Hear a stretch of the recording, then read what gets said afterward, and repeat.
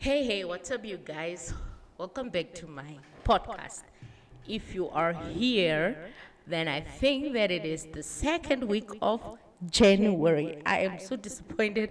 I've just been recording I've been speaking to the camera for like 30 good minutes, and then I stand up to see, and the camera is off.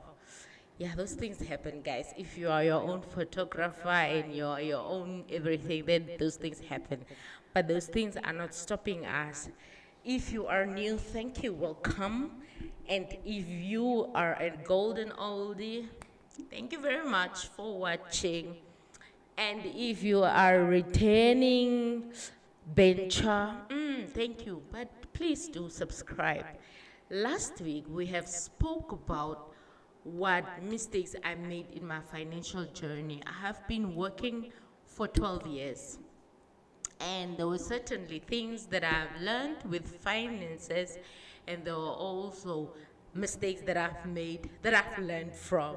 So I want to talk about the gains that I got through finances. What are the good attributes that I have about finances?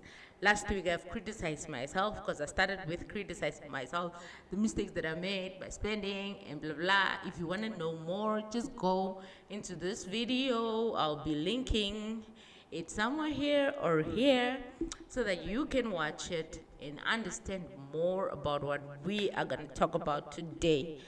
You see, guys, I believe in manifesting, and right now, when I'm recording both of these two episodes, I'm not yet in 2022. I am still in 2021, but I know that 2022 is going to be an excellent year. It's going to be a year of laughters and smiles for me. Because definitely this year that I'm kicking out today, because today's the 31st, it was not an easy year. But all the hardships and all the dramas and all the bad things of 2021, I leave them in 2021 and I move with a new slot in 2022. So, what I've gained financially this year, not just this year, I mean, in my entire life, in my entire journey of getting paid every month, is that I have mastered the art of saving while I am still young. I perceive myself very young, though I am in my 30s, early 30s, but I've learned in my teen years to save. I can tell you a story how I started saving. At school, I life was so hard and I was getting so hungry and I was suffering, man, was suffering. And I decided that how am I gonna make ends meet? Because my dad was a truck driver, he was not there most of the time. And those days, it was not days where you can quickly send money. And if my father is in another country, we would not have anything. So it was so dramatic that we were literally going hungry. And I decided one day, somebody gave me a $20. I decided to go buy 2 packs of sweets. The rest is history. And I started selling them. And I made profits and I made losses and I made gains. From that profit that I made, every single day I would bank 50% of my profit. Say, for instance, if I made a profit of $100, I would save a $50, and the other $50 I would use it on other things. But the other one was again to enhance in my business. So I was literally selling sweets. That $50 and $10, there were times that I had to save a $10. I would save as little as a $10. That little $10 made me a 10,000 Namibian dollars. Mind you, today a 10,000 might not seem like anything to some of us, some of you guys, but back in the day, a 10,000 was a lot of money. Let's talk about 2004. Let's talk about 2005, 2006. That is when I used to save up that money. And that money bought me my first car. Uno Flat, you guys know the only the two-door car. I don't see the Uno anymore. That was my first car, and my mother had to top up something for me in order to buy that car. So saving got me a car while I was a teenager. On my 21st birthday, my mom gave me that car as a gift because she added something. But definitely, I also had to put a huge chunk of money in that car. So, guys, saving takes you a long way when you are young. And as to say, like when you are younger, I know some people get children very young in their teenage years and raise their children through their 20s and their 30s. But most of the people that plans their life way very well are planning to get their children when they are financially stable, as to say when they are having a better job, when they are done studying.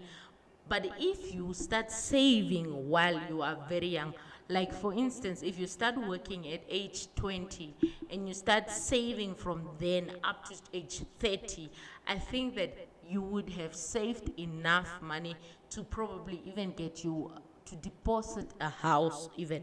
So saving while you don't have a lot of responsibility is very important. And I have learned that there was a time that when my parents passed on, I was left with three teenage boys that I had to raise. Things were so tough. We're getting hungry again while I'm working. I never stopped the ethics of saving. I always saved. And when I met my husband, he is so wonderful and he's such a good saver.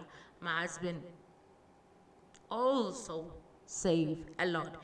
And we continued saving up until we even had a crazy savings plan, like 50% of our income we're saving it. That is how we have been saving. So saving has really worked with us as a family and me as an individual. So that is one thing that I've learned, that save your money while you're young. I've also learned that always sell something. Number two, always sell something. There are always those things that you can and only you can do best. Maybe in your family, you saw last week I was having crappy nails. Now I don't have crappy nails. I did something with my nails and I did it myself and I'm proud of myself. Though it's not that perfect, but I still did my nails. You can see today my hands are just like this because I'm flaunting them because I did it myself today. Um, what I'm trying to say is, like, invest into something that you're good at and then offer a service to, like for me, I can do nails. I by sell something, I can even ask someone, or if someone needs a service to do their nails, I can do their nails and get paid for that service. Or if you can probably offer to wash somebody's clothes, do it. If you can iron their clothes, do it. If you can be able to babysit, do it. Then you get extra cash. I still believe in selling sweets and I still do sell sweets. I sell a bunch of things that I do sell. Anything that is under the moon that is sellable, like I can find services, not the unethical ones, but the ethical ones. I do by all means to get an extra income. Like there are times that I also want to just buy the gel of this nail. I don't want to go into my salary and just pick up and buy a gel because I have children that I need to feed. So I want to make that extra income where I can be, where I am comfortable by buying the gel to do my nails. So get something extra so that you can also live a comfortable life, not just depending on your salary, so to say, because salary is there to keep your running costs going, the water, the electricity, and all that stuff. I have also mastered the art of saying no. You see, most of the time people are calling you stingy for coming to you last minute and saying, can you please help me with $100? Can you please, I'm in a problem. But they don't know what you had planned for. How do they know that you have excess money that is lying there just to waiting for them, just to ask and you give them? Remember that if you can't do a certain thing financially, or you can't commit yourself to a certain thing financially, always say no. It will not kill you. For me, it has been a tough one to learn, but I have mastered that art. It has been a tough one because I'm a very emotional person, I'm a soft person, so I always feel with someone when they are saying, no, my child is not having milk, I don't have this, but I've learned when I met my husband to say no when it's not in my budget, not going the extra mile for that person. Like if my spirit tells me that this person really needs it and God speaks in my heart, yeah, I'll go an extra mile. But not just me standing up and then just give money. You see, money breaks a lot of friendship. Money has broken a lot of homes. So if you can say no financially, please just do it. I have also learned, the third thing I've learned is, as young as I am, invest in property while you are young. Most of the time we are waiting for the time we get married in order to buy a house, or we are waiting for the time that we settle. I don't know what we are waiting for, but an asset, a property is an asset. It grows, it's accumulating very easily. For us, we bought our first house while I was just 25. I was 25. No, yes, I was 25. I was 25 when we bought our first house. Then I was 25.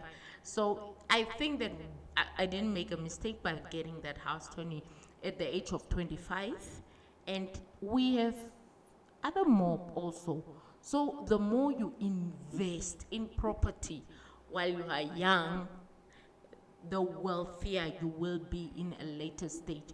Because these things that you are gathering, you're not just gathering for yourself, you're gathering for your children to inherit something once you're not there.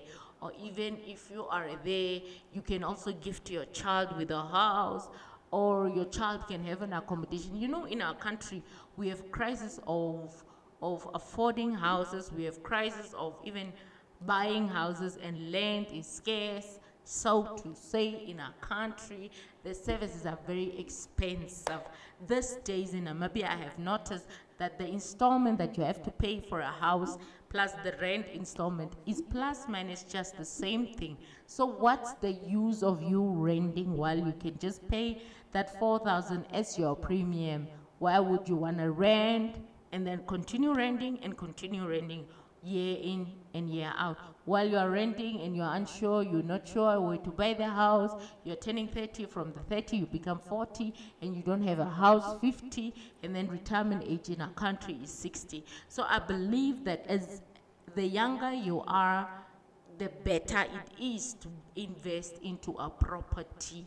Property never loses its value, it always accumulates, though sometimes the market plays a very big role. It plays a role here and there, but it is always good to invest in property while you are young. And I have also learned one thing, like when you do business, most of the people go to jobs. We get paid at the end of the year, or at the end of the day, at the end of the month. We get paid. We get our salary. The salary is there to compensate you for the work that you have done and the services that you have delivered. When your employer is happy, he pays you. But your employer makes a lot of money from your services, but does not give you everything. He gives you some of it. And sometimes when we are in business, like entrepreneurs, people that are doing business full time, or even the people that are doing business part time, that are just entrepreneurs, do not just take up the whole money into like the business account all the time. Pay yourself. Because if you pay yourself, it is difficult for you to stand and use your business money. If you do not pay yourself, then you will see that you always have wants and you have always needs. But once you pay yourself, you know that you have just done justice to your goods and services that you have delivered. Then you'll say that, no, if I need this thing, I need to commit it in the next month payment that I make. So that is one thing that I have learned, to pay myself. And I always do that. I pay myself generously. Yeah, have a salary for yourself. You see, like when we work with money, there's no one that is a perfectionist, or there's no perfect way of dealing with money. You only learn what works for you once you make your mistakes.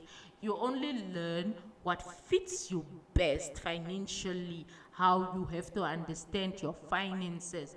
When you make those mistakes, sometimes some people don't make mistakes in certain areas, they are just good with it. It's a natural gift. So, guys, don't feel bad if you are not, or if you have not learned one of the things that I have said. I hope you have learned something to improve from, or improve to, in these mistakes that I have made, and also the things that I have gained from. This is not to brag about my situation, but this is just to share information. And I hope and I see great things happening. I've also learned, final thing that I've learned is to prioritize your time. This might seem like how does time and money has to, how is it correlating, but it does. Prioritize your time. Sometimes you only have enough time to make money, and if you have a lot of time to always browse, or you're making a lot of time to browse on the internet, while you could have used that time to make money, then you will always be making other people rich by browsing on the internet. While others are making money, you're busy gossiping or reading gossip. So always prioritize your time. Spend your time wisely. Use your time in order for you to make more money. So, with these money things, I just want to give you a verse. Habakkuk 2, verse 2 says that write down a plan so that each and every one that reads it may run. It means that in this year that has started, most of the time we have goals. Let us put our goals on pen and paper. Let us make our goals realistic, and let us work on our goals. Once we write down our goals, it becomes realistic, and we can see what we are working on, and then we can put more effort in it. So with this, guys, I just wanted to say thank you for watching up to this time, and much love. Much love. I love you guys, and thanks very much for the support. Do not forget to subscribe. Do not forget to like and comment all the time. Thank you very much for watching up to this time. So, see you guys in the next one. Bye.